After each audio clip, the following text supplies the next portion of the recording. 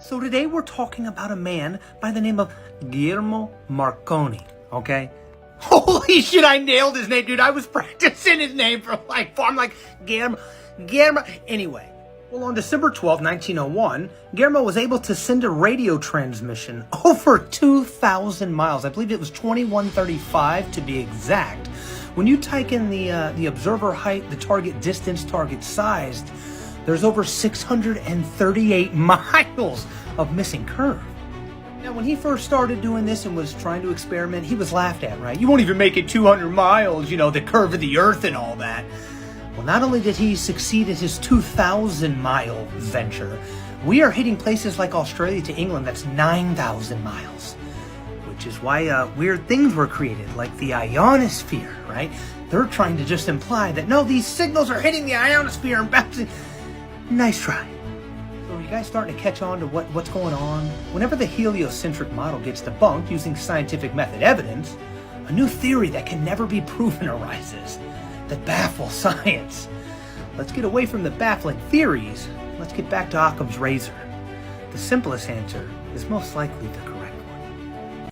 So guys, I just want to take a moment to clear some things up about the atmosphere, our world, and our eye limits, because there's people that think the human eye can just see forever.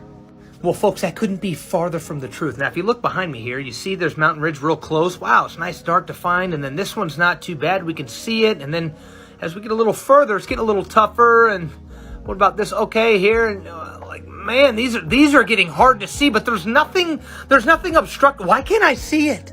Whoa, calm down, buddy. You're not going blind. Nothing's going wrong with your eyes. Again, this is just our atmosphere has no moisture. There is moisture in our atmosphere, right? And just like with water, you can only see, roughly half a mile with the naked eye underwater. Your hand's right here. You can see it 5 feet, 10 feet. Cool. As it gets farther, you can't see it. Nothing's obstructing you, but you can't see it. Well, guess what? It's the same thing on land. It's just a little bit farther, obviously, than underwater. Yeah, so as I said, underwater is roughly half a mile. Now, you get to sea level, it's roughly 2.9 miles. And on land, it's roughly 3 miles. Now, as I was doing some of the research, I was coming across a lot of, Andromeda Galaxy, 2.5 light years. We're seeing so far away. Guys, that's not true. It's never been proven. It would be like asking the murderer if he murdered the suspect. He's probably not going to admit it. Now, in case you're a little skeptical, you thought I was being deceptive, this goes not just for mountains, but building. I mean, here we are on the shoreline, here's some trees, and then way off in the distance, what do you know? It's getting lighter, it's getting harder to see. The thickness of the atmosphere's starting to affect our eyesight. Yeah, here again, close, wow, everything's great. As we get a little farther, we can still see here. This looks good, and then it's getting farther, and then, man, as some of these buildings get so far, there's nothing blocking us, clearly, but I just can't see it. It's almost like the atmosphere is getting thicker, like there's an atmospheric opacity. Now, just to put all doubt aside, this is the black swan photo, right? Here, this camera has put a foot roughly off the ground. The globe horizon, physical horizon, should be 1.2 miles. We're seeing a platform hill house at 6.2. We are seeing the platform habitat at 9.4 miles away, and the horizon is beyond them. Now, just to be transparent again, in case you're like, man, I saw a photo like that, it wasn't the same. Are you talking about this? You talking about like this where, you're not seeing the bottom? Guys, that's refraction. There's more moisture in the air. And it changes based off of the atmospheric conditions. Guys, be better and don't just take some of these oil salesmen on TikTok that are lying to you and go out and do the research. Holy lunar landing, guys. If you look behind me, these are all like landing spots, whether it be probes or rovers or even manned mission, right? Apollo 11, dude, Buzz stood right there on that star. Now, the first thing I thought was weird is obviously the first mission, you want a little eye contact with Earth, something goes wrong. Okay, cool. But we have like Luna 17, 21, 20. At what point, where do we start hitting parts of the moon that we haven't seen for hundreds? I mean, thousands of years we've seen the face of the moon. When do you go over there? Or when are you on the bottom? When do you go you go unrelative on the bottom so we can see something we haven't seen all the time? I mean, every one of these are on the face of the moon. I find that so. Where's the dark side of the moon? Where's all the cool places we've never seen, right? And then I'm thinking, wait a minute, haven't I seen an interesting Earthrise image before?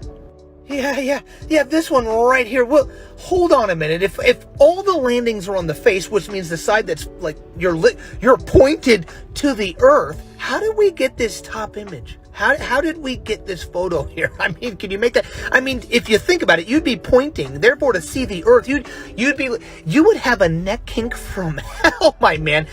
So I'm just curious, can someone explain how we got on top when all the missions are from the face of the moon? Okay, so per request, I was asked to talk about the Bermuda Triangle. A lot of baffling things, a lot of monsters and spooky stories involved with this triangle. But is the Bermuda Triangle special? Is it one of a kind? Is it unique? Because it doesn't seem so. This here, if you don't know, is the Dragon's Triangle in the Devil's Sea located off the coast of China. So other than these spooky stories and urban legends about numbers of aircrafts and ships that are said to have disappeared under mysterious and spooky conditions. Yeah, just like the Devil's Sea, also the Devil's Triangle, sometimes considered as paranormal location. Again, lots of paranormal, but what else could it be? I mean, do you think it's the Loch Ness Monster or the Kraken? Or do you think maybe they're just hiding something like the Saturn V rocket and they just don't want the general public knowing? Because, yeah, people have been finding a lot of interesting space equipment that's orbiting up but it's in the ocean. What's going on? I mean, we see the space shows, they go to space, but there's always that edit. And then there's a cutscene, and then we're in space. There's a globe. It's just a big CGI. But if you watch live and you go to these places and you film it yourself, live unedited, they all seem to always go up and back down to these weird triangles that are out in the ocean. Now, I just showed you the Kennedy Space Center, and we know about the United States, but Mike, that's not the only one. This is Wenchang off Hainan in China. Wow, what do you know? They're all going up and they're all coming back down.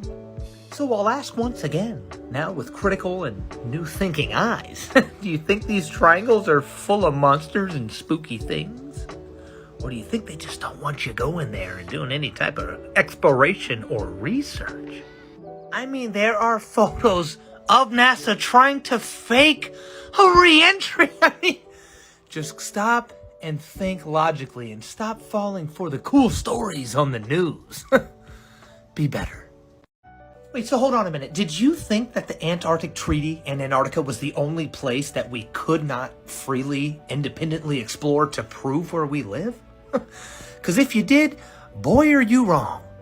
Yeah, not only can we not go to the southernmost part of our realm to prove where we live. Oh, well, that's okay. We'll just go to the most northern part, where we're all pulled with our compasses, these magnetic field of energy that pulls us all. It's telling us to go there. We can't go there either. It's called the Arctic, right? And it consists of the land, the water, and the EEZs that are above the Arctic Circle at 66 degrees and 33 minutes north latitude. There's those numbers again. Now, it doesn't stop there. As we have said, international law regulates this area as with other portions of Earth. Shocking. Yeah, these guys right here behind me, the Arctic Council. Now, let's see what they're talking about. It says here, recognizing the importance of maintaining peace and stability, right, in the Arctic. Well, probably because if we went there, there'd be big issues, buddy. But reiterating the urgent need for increased actions to mitigate and adapt to climate change. Okay. Now, we've seen the laws, the propaganda that they use to lie and to be able to maintain these things from us. Now, it says here also, the party shall facilitate access by the participants to terrestrial, coastal, atmospheric, and marine areas in the identified geographic areas consistent with international law for conducting scientific activities.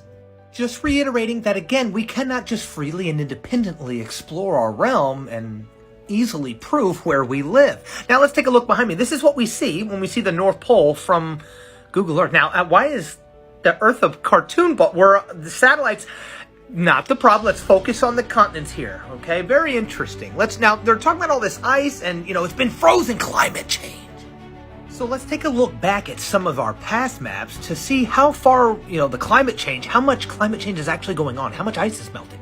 And when we look, this is from 1531, 4 land masses separated by 4 bodies of water, and there's no ice. Weird. Now, another map in the 1531, maybe some globe deception, but if we see, again, 4 land masses with water, no ice anywhere to be found. Now, let's fast forward to almost 100 years later, just in case, let's see if they have any ice. Maybe that was just a couple maps. No, Not only that, we're seeing the four landmasses separated by water, but what's this? Is that a magnetic north? You know, we've heard about Mount Meru, the Garden of Eden, so many cultures talking about their, the magnetic north and how important the north is. Now, if you go back to what we're shown, 1 mass, 2 mass, 3 mass, 4. Yeah, these are nonsense. They're just blacking these out. There are 4 rivers. 1, 2, 3, 4. I'm sure it's all just a coincidence though, right? So can we talk about, what we experienced yesterday? Because it's, if we look into it, it says July 8th turns out to be the day that most people around the planet experience daylight at the same time. This occurs because most of Earth's population lives on one side of the planet. Okay, it might not look like that on most maps, it doesn't. But that's because the majority of classroom maps are distorted to be to be population-centric. I mean, it sounds like they don't even really know. They're just like, hey, dude, we don't really, everybody sees light at the same time, but, most people they're not even on that same side of the ball, but just trust us, okay? Because when you see the stuff that they show, I mean, this is Africa here. I mean, there's a lot on the other side. What do you mean? Everything's on one side? We all live on one side? It just doesn't look like that? Like, what do you mean? These are your images. Now, not only do they give you just some nonsensical explanation about how it's possible that makes no sense and doesn't prove anything, they then give you cartoon images as their science. Oh, well, this is how. There's a photo from space of Earth and everything's on the other side. Okay, guys, that's how. No, guys, this is an image. This is just a cartoon. This is not science. This is not what you call a scientific experiment or something that you can demonstrate, on your model. However, on the flatter side, on the level topographical plane side, we can not only show you images, right, to demonstrate, we can actually go in reality and demonstrate these things, all right? Now, you take a level plane here, a flat earth map, you add a dome and then a light source, and as you project the light in at certain angles that the light travels, you can get different amounts of light, which make a lot more sense than what we're told on the globe. So just remember, do not take some nonsensical explanation and some image that makes no sense, that's not even an actual photograph of anything, over demonstratable, repeatable, scientific method experiments. So guys, we have to talk about the burden of proof, because a lot of people just ain't getting it. So yeah, burden of proof is just if a scientist or any person claims that their theory can explain certain natural phenomena, then the burden of proof means that they need to provide evidence to support the claim, Pretty simple, right? Now, for instance, all ancient civilizations knew that we lived on a level plane and that the luminaries revolved around us, right? Until Copernicus in 1543 came up with the radical theory that everything in the universe revolves around the sun. Side note, notice how we have phrases, like you're starting to see this in the flat earth community, what, do you think everything revolves around you? What, do you think you're special? Yes, we do, in a very non-egotistical way. We're just intelligent and we observe things. Now, back to the point. There is no empirical evidence to support Copernicus' claim. That's where the issues arise, okay? Aristophanes, sticks and stuff, that works on both models, doesn't prove either one. Foucault pendulum, it has to be put into motion. It's clearly not the Earth doing it. Cavendish, we're told that gravity has a weaker force than the Earth's magnetic pull. So why would you think it's gravity and not the Earth? Then they go into special relativity, general relativity, dark matter. We found black energy. Now, just to clear up what empirical evidence is, okay, it is the quintessential part of the scientific method research, meaning you have to have it for your theory to become fact. Now, once that happens and you pointed out the obvious, like they have no empirical evidence to back up the claim of the globe, then they start to shift change the responsibility of proving or disproving a point from one party to the other. That's not how this works.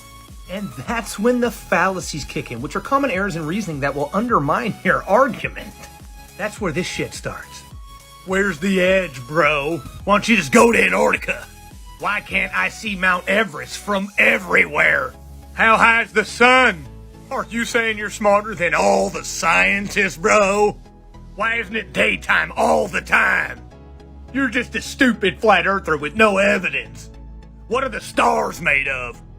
Now, those are all examples of what is a logical fallacy. Now, there are multiple types, but the most common is an ad hominem, right? Well, it can take many forms, from name-calling and insult, get that a lot, to attacking a person's character, questioning their motives, calling them hypocrites. Any argument that targets the source rather than the argument is an ad hominem.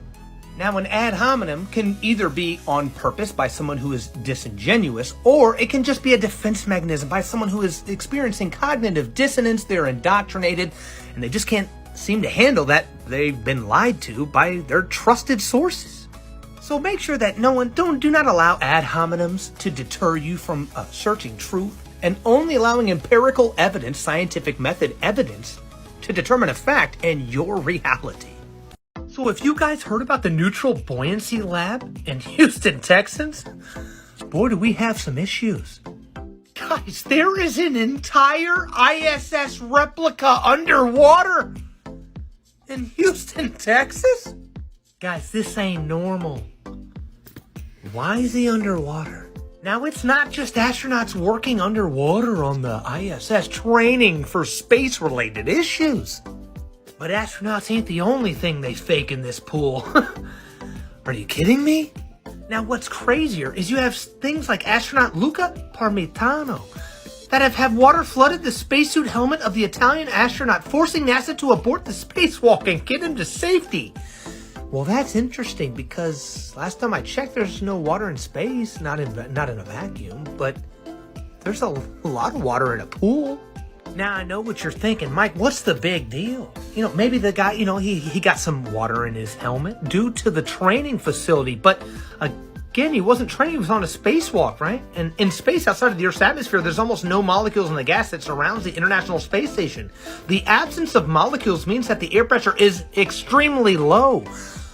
So if you're in an ultimate low pressure system, it's like a vacuum. Now, this is where the issues come in. The deeper you go under the sea, the greater the pressure of water pushing down on you is. So space has no pressure or very low pressure, and then water has high pressure, meaning that these are two completely different environments. Therefore, you would never train in water to prepare for space, right? Now, that would be the equivalent of me taking a road vehicle and then telling you we're gonna test drive it on water. Because if we can test drive this vehicle on water, that means it will drive on the road. Oh, wait. No, it doesn't. Now, what about this interesting painting at the Neutral Buoyancy Lab of an astronaut watching a scuba diver hand a Vitruvian man a drill to get through the firmament? That's interesting. Not to mention, if they had a green screen, how easy would it be to fake this stuff, guys? Just ask yourself, are you seeing anything on NASA or on live footage that can't be faked? Again, I'm not here to tell you what to think. I'm here to get you to think. Are you seeing anything that can't be faked? Is there any evidence that is irrefutable and undisputable? Or is it all this tomfoolery? So stop what you're doing. Let's look into thrust. What is thrust required dependent on? Weird question, disregard. Yes, thrust is dependent on the density of air. Thrust is the force of flight that pushes in the direction of the aircraft's motion, meaning that the propulsion system in the aircraft has to intake the medium of air, the resistive force, to push off of and to create thrust or motion. And yes, that works with both aircraft and rockets, when you're talking inside of our system or inside of our atmosphere. Note that we'll cycle back. So what's thrust on a boat, right? What does thrust mean? Regarding ships, thrust can be defined as the propulsive force that drives the vessel through the water against the resistive force, mostly hydrodynamic, again meaning that boats, their propulsion systems, have to use the medium of water to push off of the resistive force to thrust or move them forward. So let's look at some of these boat propulsion systems and look at some of the diagrams. Makes sense. Now, I'm curious, can they show this in reality? Diagrams are cool, but can you show it in reality? Why, yes, they can. Everyone's seen a boat in the water. That's demonstratable, repeatable scientific method experiments to back up your diagrams and math formulas. Now let's look into some of the jet propulsion systems. Nice diagram, makes sense. But can they show it in reality with a scientific method experiment to back up their diagram? Yes, they can. We've all seen jets fly. They use the air to thrust off of and to move forward. NASA, what about rockets, right? We have this diagram and it propulses and, rockets fly, right? Well, let's see if they have any scientific method experiments to back up rocket propulsion. Well, yeah, they do. On Earth, here in our atmosphere, not space. That's where the issue comes in. Because, yeah, this is CGI. This is an image, brother. This is not a scientific method experiment. Now, I can already hear the trolls. Dude, it's a liquid rocket engine when we're in space, dude. Look up the diagram. And I am. Looks awesome. Wow, we even have a math formula. Ooh, numbers. I like numbers. There's a math formula. But can you show this in reality? Well, believe it or not, they can.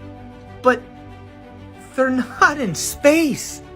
And when they are in space, they're not in space, but this is an image. This is not an actual photograph. Where's all the photographs? So just be careful of deceptive information, okay? Like rockets can propulse, yes, on Earth in our atmosphere using air, not space. And liquid engine propulsion systems do work on Earth, not in space. Don't just accept cartoons. Yeah, an analemma, dude. What is this, right? What an interesting pattern. Let me tell you how it happens. Yeah, so all you got to do is you find a fixed location, a terrestrial point of view, and you take a photo of the sun every day at the same time for a full year. Now, they used to have these on globes. You used to see them, but people started getting smart. They're asking questions like, wait a minute, don't we have equal hemispheres? Because, if we do, shouldn't we be seeing like a perfect figure eight, whether it was the small end or the large end? It should be equal because we're on a sphere. But it isn't because we're not. Which is probably why they're not on globes anymore. Now, if you come over here to the flat Earth map or the Gleason's map and you start applying that same analemma, that pattern, it makes perfect sense. And it makes sense because when the sun is in its innermost migratory path on the Tropic of Cancer, it's making a much smaller, tighter circle. But now as it migrates out here to the Tropic of Capricorn, it makes a much larger circle, which is why we get the disproportionate figure eight. Now, you didn't think this stopped with the sun, did you? No, you can do the same thing here with the moon. Trust me, guys, when you start applying some of that baffling science to the Gleason's map, to the flat Earth map, it starts to make a lot more sense. But don't trust me. Go do some research. Guys, these elites have gotten so arrogant, so cocky, that they don't even have time to fake space anymore. We don't have time for a fresh fake photo shoot. We need a super-ooper fake photo shoot. They're just Photoshop. They're copy and pasting the same, Jack. Look at the wrinkles. Look at the wrinkle. They're just changing the shades. They're just change the lighting. Deborah! Guys, this is getting out of hand. Now, if that wasn't enough, the jackets, that's just the beginning. Yeah, my guy Shatner here couldn't even be bothered to show up. They just copy and pasted his face on. Come on. Imagine helping people lie to everyone about where they live. You're doing fake little space, endeavors on your zero-G plane on the Blue Origin. And you can't even be bothered to show up to fake it. Come on. So have you guys looked into sprites and elves? And I'm not talking pagan holiday Santa Claus elf stuff. I'm talking about electrical discharges far above the normal thunderstorms we're used to. Yeah, some of these discharges are hitting so high above what we're told. They're hitting the ionosphere, which, we're starting to learn is the firmament. Now, I know you're told that, up here we have the ISS. It's much higher. We literally leave the atmosphere constantly, Mike.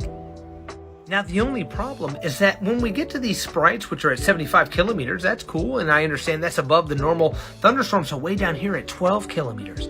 But when you hit elves at 100 kilometers, there's nothing up there giving live footage or photographs, to gauge what's going on. We're forced to take these illustrations that show, again, this is the highest we've been, this is the highest we can go. But then they just create a drawing and say, oh, well, we monitor these systems from the ISS. Where's the live footage? So far in reality, this is all we can prove. What would make us believe otherwise? In layman's terms, everything in our world, in our realm, is electromagnetic. And when electromagnetics build up energy, right, the conversion becomes electrostatics. And that's why we have these sprites and all of these different electrical discharges all through Earth. There is no gravity. Everything is electromagnetic. These things are testable and measurable, unlike gravity and all of these dark energy forces we have to believe to think we live on a globe. All I'm asking is that you stop overcomplicating your world and start thinking logically with demonstrations or scientific method evidence you can prove. A simple rule of thumb should be something called Occam's razor, which is the simplest explanation is usually the correct one. Let's keep it simple, guys. Okay, so hold the phone. Pluto the cartoon character was created in 1930 by Walt Disney. The planet Pluto was discovered in 1930 by Wernher von Braun. Yeah, these two guys, they go way back. They're homies. And I know what you're thinking, what's the big deal? Well, the big deal is that Wernher von Braun was a Freemason. Not to mention a Nazi scientist. Why is he running our space program? Now, although Walt Disney was not a Freemason, he was a part of Demolay International, which is an affiliate. Now, if you know anything about Freemasonry, Illuminati, or any of these secret societies and how things work, you know that they love to put truth in plain sight, and they love to mock us. And these two mocked us in a big way, and it's with Pluto. What do you notice in there? Almost see a certain face, see a certain character. This is an official NASA photo, or, excuse me, image.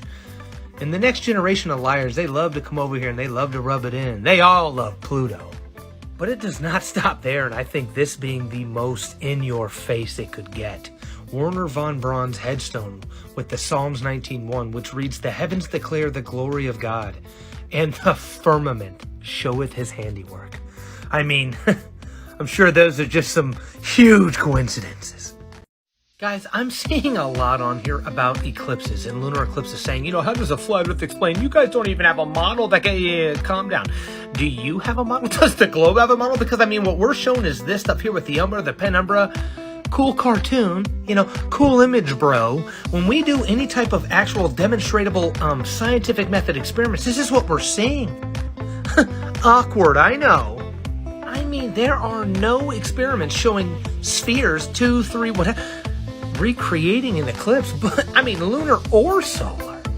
Now, although they can't explain it perfectly, at least the Earth, the moon, they're all kind of in alignment. This is a normal lunar eclipse. Now, with a flat Earth, not too complicated. It's two local lights converging on a focal point, which can also explain selenilian eclipses, right? Which on a globe make no sense because you have the sun and the moon both above the horizon, meaning the Earth has nothing to do with any of these phases. Now, if you read here, it says the atmosphere refracts light, making the sun and moon appear higher in the sky than they really are.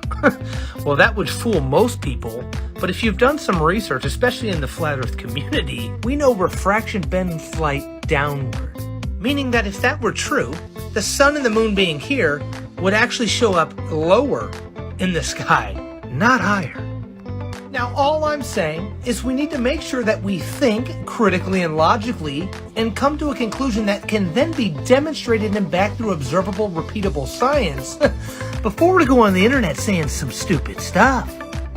So are you curious, why do we see the colors we do in the atmosphere, right? Especially if you're looking at a flat Earth, you've understood that a lot of the globe stuff, you get explanations, but no demonstrations. We're told, blue light comes in and shorter. We see blue because blue light is shorter waves, but then when the sun gets farther, the waves get longer. Now we see red. All the gas molecules are spinning. I don't get it. Well, you're not alone, okay? And if you've been looking into the flat Earth, it's starting to make a lot of sense, a lot of these topics, but when you get to the color of the sky and why we see the colors we do, there's a lot of different theories. Now, this is where, again, scientific method and observable demonstratable science comes into play and is how you can prove theory from fact. Now, one of the main things I hear is that the reason the sky is blue is because there is water both above and below us, correct? A lot of this comes back to religious texts, such as the Bible saying that God created the firmament to separate the waters above and below. Now, upon first hearing this and understanding that everything is water and that we do have a firmament, and when you look at the stars and other wandering stars, it does look as though there could be water above the firmament. But we also have to calm down. We have to stop and we got to think, right? Which is, blue is not the only color we see in the sky. We have oranges, reds, yellow. At certain times around the world, you have green, orange, red, right? It's not just blue. Now, I'm not sure, but I've never seen any experiments that can show light being above a water source with a firmament or some sort of prism that allows for the sky to change like that. Everything I've seen is different shades of blue, but none of the other colors that we witness or observe in reality. As well as us never being able to get past the firmament, correct? So if no one's ever been beyond the firmament, how would we go above the firmament to be able to test this theory and get scientific method evidence? Now, the next theory I hear is sky ice, right? You ever heard of that? It's found in Antarctica most commonly, and it is literally sky blue. Now, people are saying that this is literally the firmament, pieces of the firmament, right? The sky is falling, right? And that is why we see the blue sky. Now, again, we have never been beyond the firmament, and we do not have the current, funding or capabilities to just go up to the firmament in Antarctica. We're not allowed to go there, and to do these research to get the necessary evidence needed to prove this theory. So if it's not the water above, and it's not the firmament itself, what does cause the colors we see in the sky? Well, it's a lot more simple than you think, and a lot less baffling than science would like you to believe. Now, behind me are the gases we see: helium, neon, argon, krypton, xenon, and the most abundant, which is nitrogen, okay? That's the one we see the most. Now, when you ionize these gases with electricity, which is what now we know the sun is, it's not hydrogen gas on fire, you get these colors. The exact same ones we see in nature. Guys, we gotta stop letting science baffle us and start critically thinking. All right, let's do it. All right, I keep getting the meteorite question. How are the meteorites getting through the dome? Let's dive into meteorites. Yeah, do you know what the largest crater size is? It's in South Africa. It's over 99 miles wide. Now, the first logical question, right, is where's all the debris? Where are the massive, like Walmart-sized chunks of meteorites everywhere? Now, this is where all the cool stories start, right here. Fortunately, 90 to 95% of meteors don't survive the fall through Earth's atmosphere. Convenient.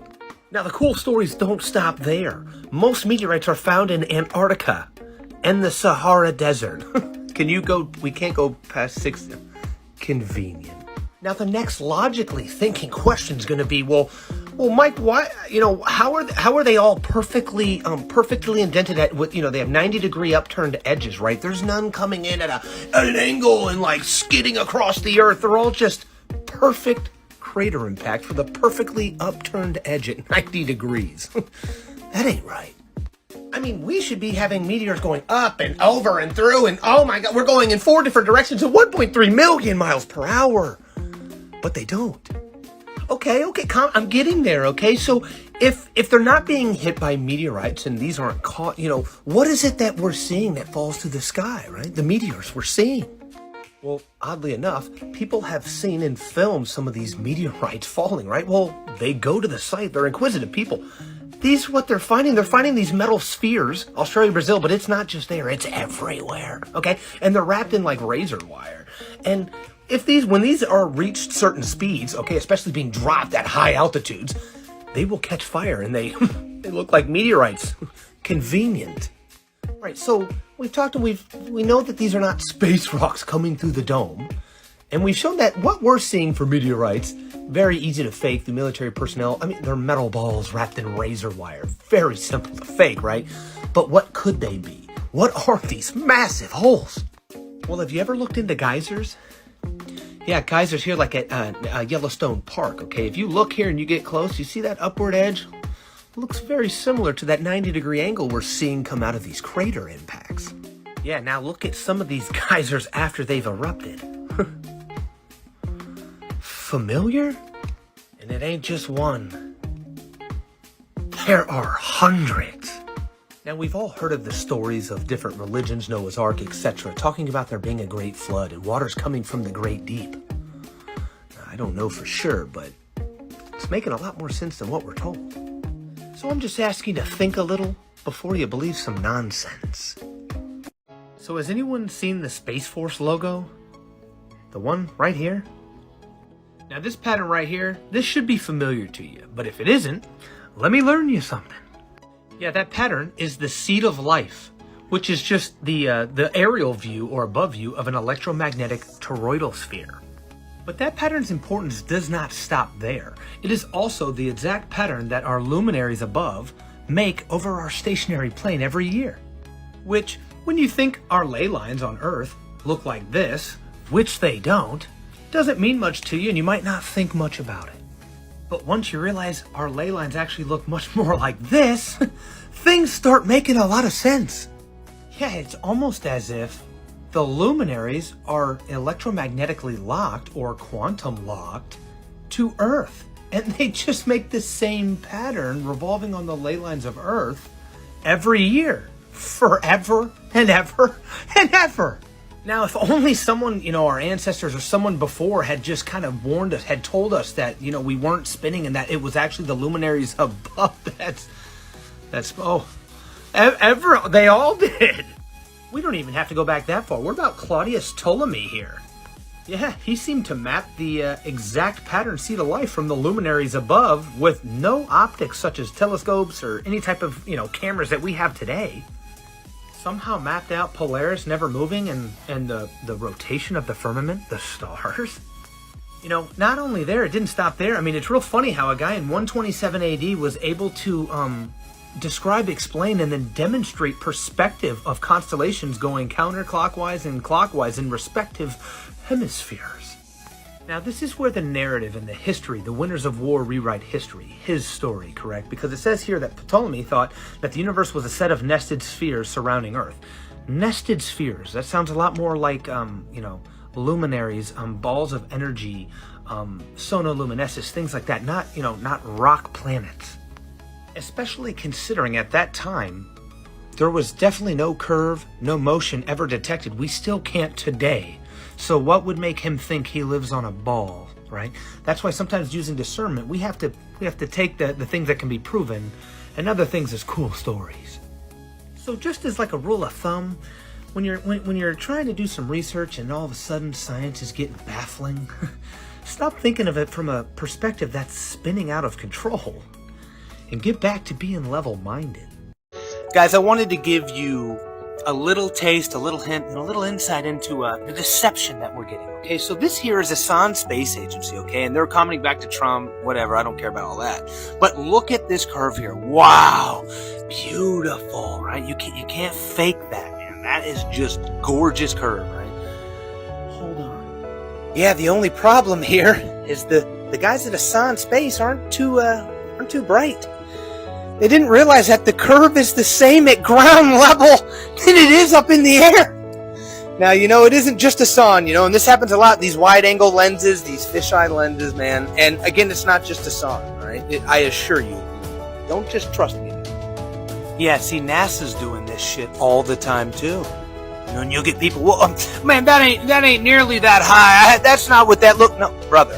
All you've ever seen is NASA. How many times you been to space, dude? Last Tuesday, you went up there, you watched an episode of Naked and Afraid? No, you didn't, okay? And then they're, well, that means that, everybody's in on the lie, dude. It isn't that hard, my man, I assure you. Just like in the military, compartmentalization, okay? And then, if we look at these different space agencies and the nonsense they put out, wouldn't be too hard to maybe think they don't even talk to each other. Look at this. It's completely different. It's not even sort of, kind of, maybe accidentally close. Be better, guys. Hey, TikTok. Alright, guys, this one's almost too f***ing good to be true, so I had to double check. And believe it or not, scientists discovered that Earth's Star Trek-style invisible shield surrounds our globular Earth. It's almost like these electrons are running into a glass wall in space. Interesting! We just don't get hit by meteorites because there actually is a dome. Now, flat earthers, you've been right? High pressure next to low pressure. Without a physical barrier, it's impossible. There is. It's actually a invisible meteorite deflecting shield. Has nothing to do with flat earth, though, at all. We promise. Don't look into it, dude. Seriously, trust me. Hey, TikTok. So, I was thinking, guys, what makes people think they live on a globe? a spinning ball in a vacuum with no evidence. We don't have any curve, motion, gravity, never been detected or proven scientifically. It's interesting. Made me think. Then it dawned on me. It's like, well, what do you mean? We just have propaganda constantly. I mean, it's just everywhere. From a baby, you're given a globe, right? You know, in your little play set. Elementary school, dinosaurs. It's all, you know, it's all there, and it's all to kind of set the foundation for what you're going to see, what you're going to think, and how you will perceive that information. And you know, about not too long ago, a year or so ago, man, Fortnite here had a season 2, and I thought it was real interesting, man. You got the leaders sitting around a table, and this is actually a dome, right? This is actually a dome. When they come down to eye level status, this is a dome.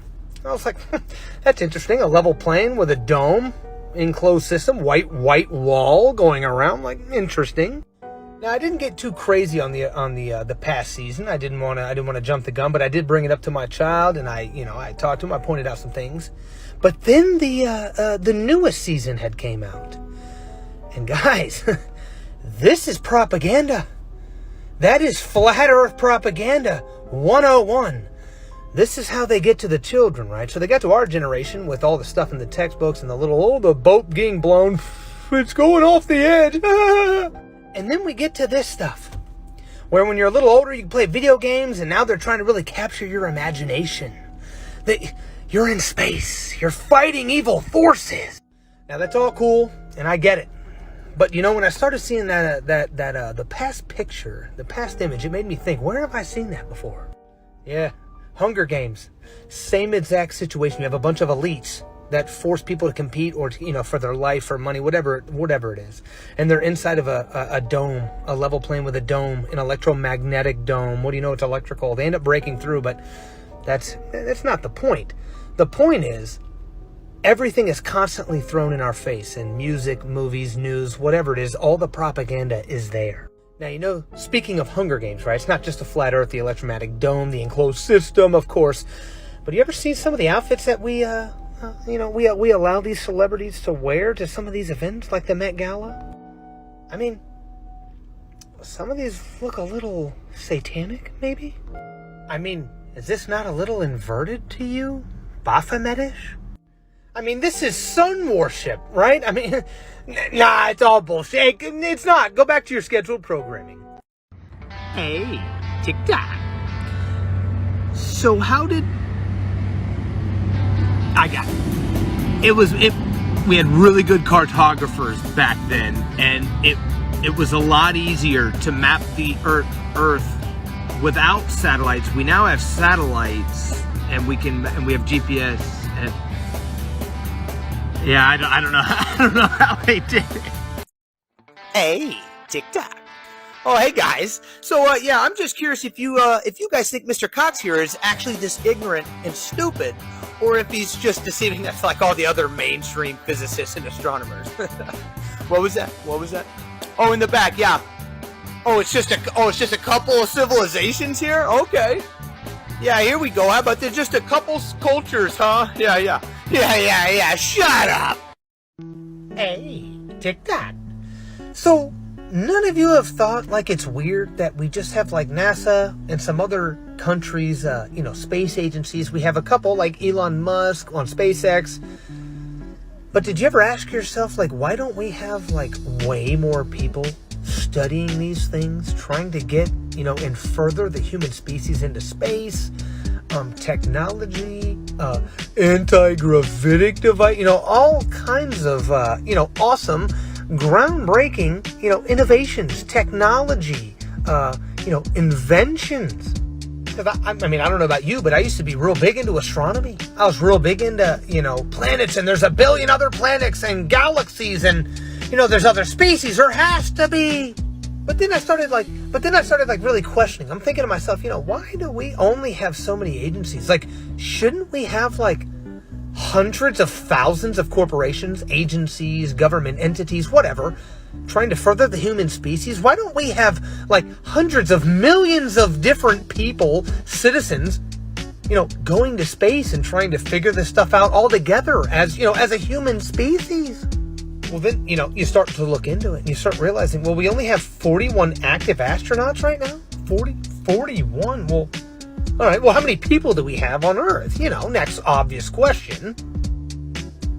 8 billion people?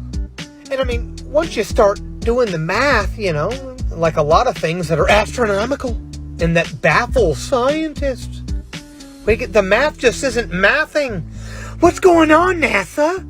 All right, so I've been getting a lot of memes or NASA official photos. There's official photos behind me. Those look like cartoons to me, bud.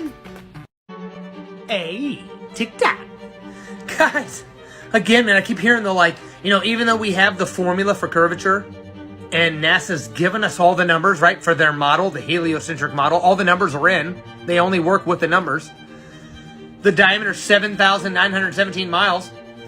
We can literally take places that we see up here, and we can prove that from Puerto Rico, San Carlos to Matamora is 914 miles. Scale's there, buddy. The scale's right there.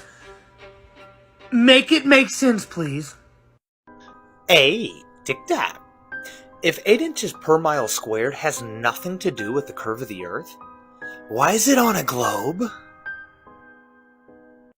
Now, what makes you think that you have a say-so, that your vote matters in these elections? We saw in the 2024, it was complete nonsense. Complete nonsense.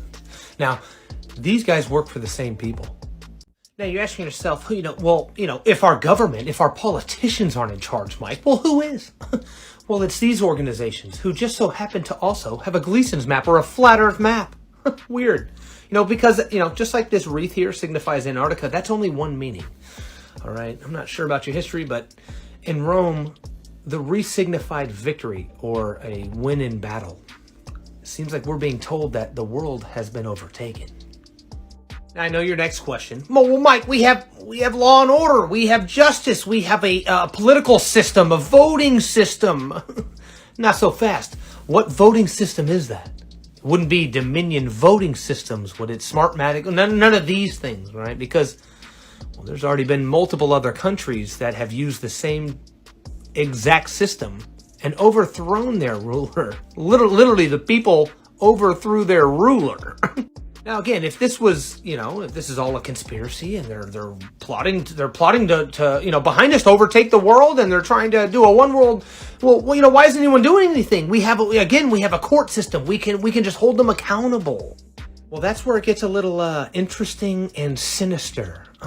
The Supreme Court Chief Justice John Roberts, this guy behind me, is on Epstein's flight logs. Hey, tic-tac. So on the next episode of What'll They Fake Next, we got a good one, all right? It's Antarctica and the Midnight Sun, the 24-hour sun, or lack thereof. Now, I've seen them fake it before, and I've seen, where the mountains dry, and then within seconds, the mountain's covered with snow because they stitched different videos together of different times of the year and just try to pass it off as one. I've seen some where they just, the shadow, you're watching the shadow on the pole, it's going around half day, boom, it resets. It never actually fully goes around. I've seen that, and this time they've really outdone themselves with this botch job. But all right, but before we touch that, let's see. We all know that Alaska every year during the summer has an actual midnight sun or 24-hour sun. Beautiful time lapse of photos and videos. Let's check those out. Yeah, now here's a real one in Alaska. 24-hour time lapse, midnight sun. Look normal. Everything's normal. Looks like a good sun. Looks like a beautiful day. Obviously, they're using a fisheye lens, a wide-angle lens. That we're not going to get on that. That's a whole different video. But yep, you see the sun high. Let's see sundown. All right, yeah. See, normal sunset's getting farther away. The sun's getting smaller, and the light's getting dimmer. What do you know? It's about to go to the optical horizon. Sits there, and it comes back up. Very normal. Normal. Every year we see this. But this here, okay, this is the Antarctic midnight sun. Okay, real mountain. What is that? What is that? God, that's a CGI sun. There's no way you can tell me that that's real. If you think that's real, I'm sorry. I don't know what else to say.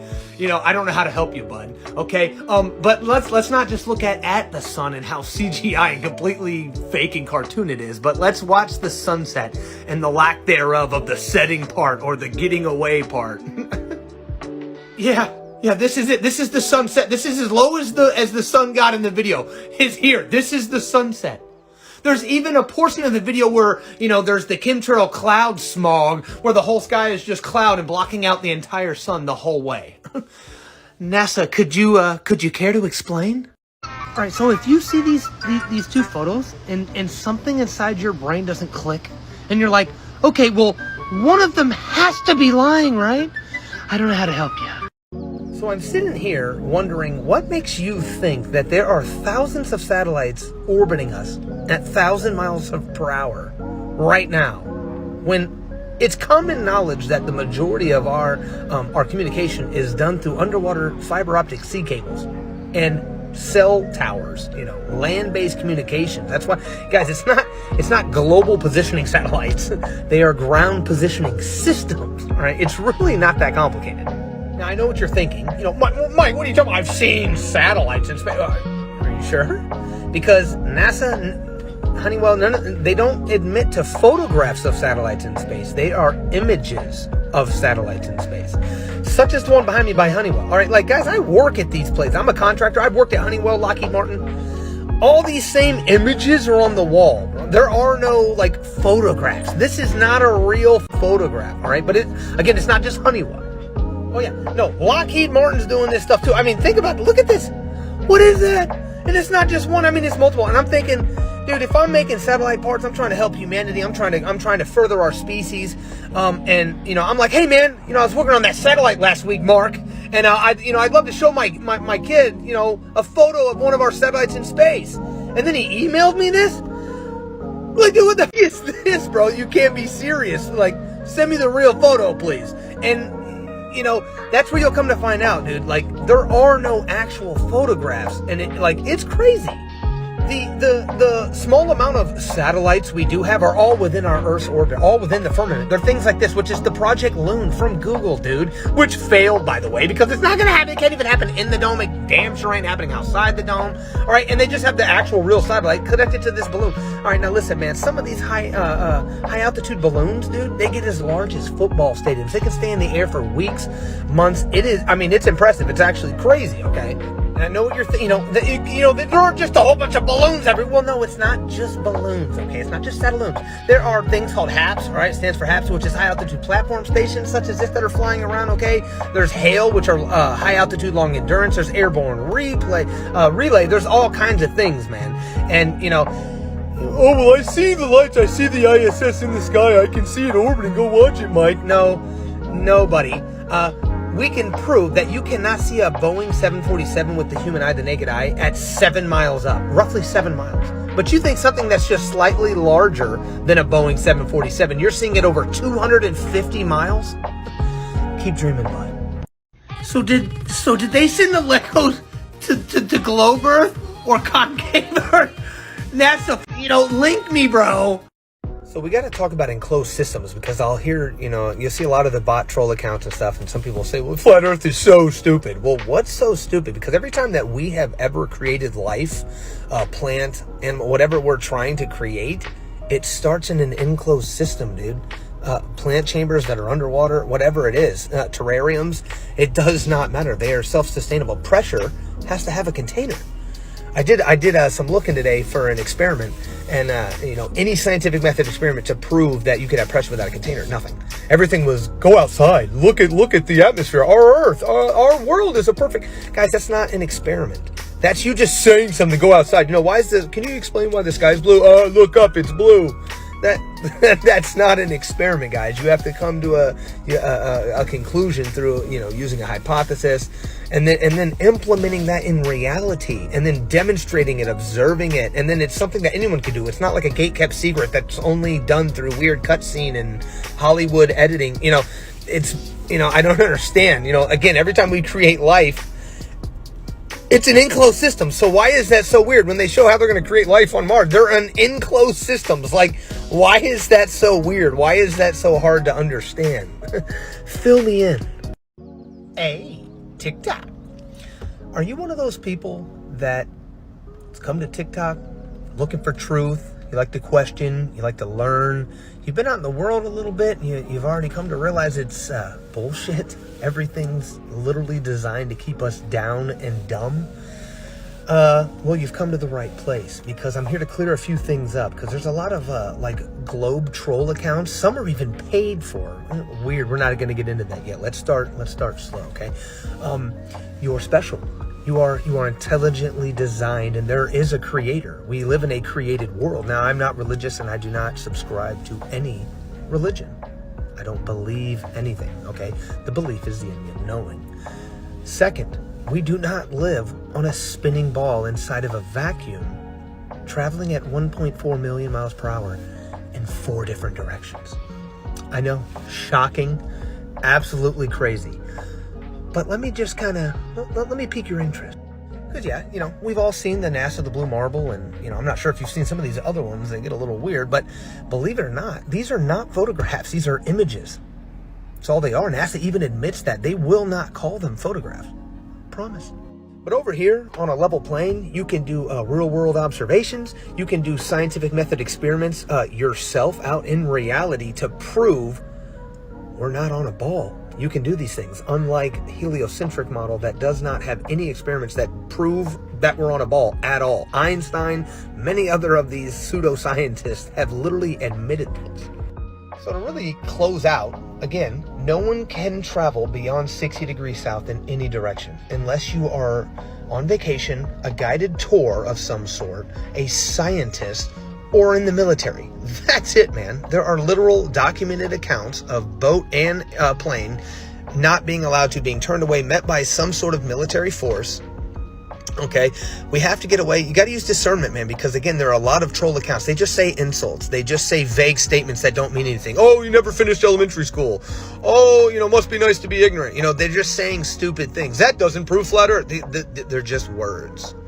Okay, stay on TikTok. Keep looking at these apps. Keep going through the information, using discernment, taking some of the sources, such as the Flat Earth, Sun, Moon, and Zodiac Clock app by David Weiss, Jeranism, Austin Whitsitt Gets It, Globebusters 24/7, Ken Wheeler, Santos Bonacci.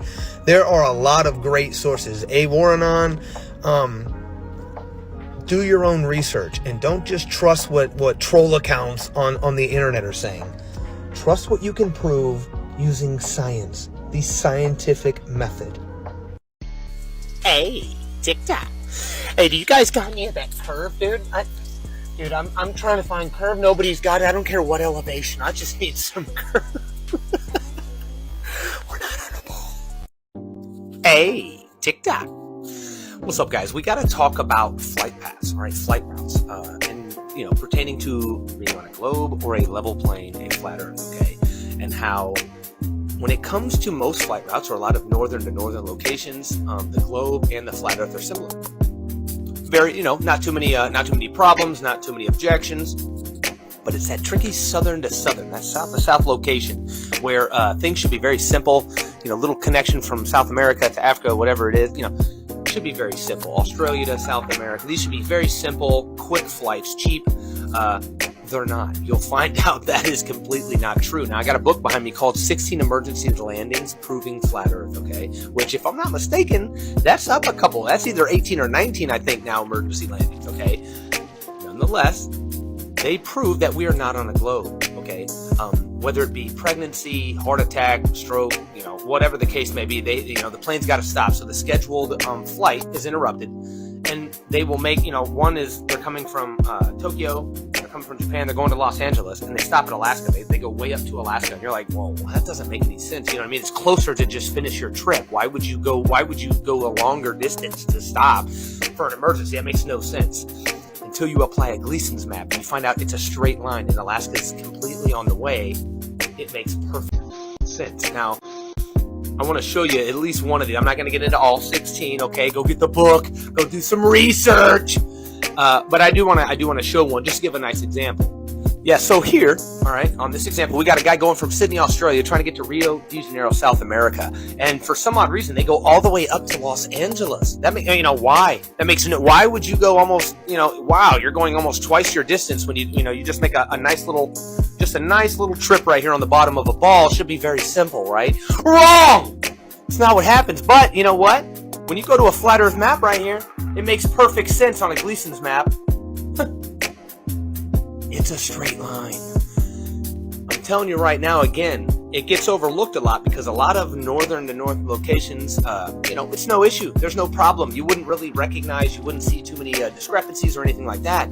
The southern to southern flight gets a little dicey, okay? And there's multiple flight routes that could go, across Antarctica, but we got to save the penguins. We don't want polluted ice caps. We just want nice, bright white ice. Real important. Makes no sense, dude. Until you start to realize again that it's just nonsense. It's a cover-up, and it's because you can't do that flight.